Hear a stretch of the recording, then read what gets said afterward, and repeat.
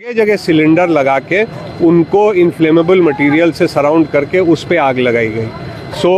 और not in the main roads, ये सब पीछे पीछे गलियों में। एंड एक सिलेंडर यहाँ भी ला के it was thrown towards the forces.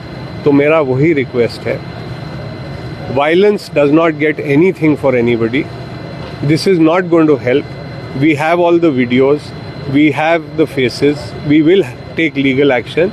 We are being very restrained, but my appeal to the entire society is, please explain to these boys, this is not going to help. 5 of these boys requested me to take them across the bridge and show them that that side is clear, there are no people that side.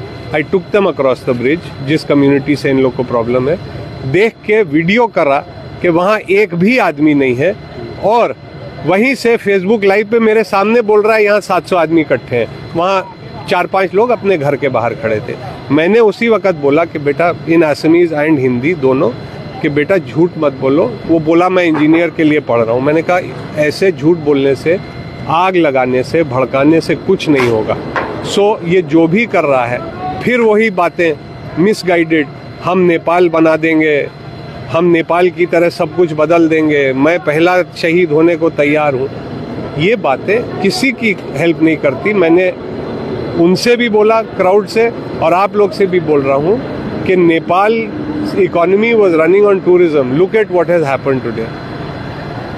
Assam and the country are on the road to progress. My request is, let us work together. We are also part of society. हम मिल के काम करें।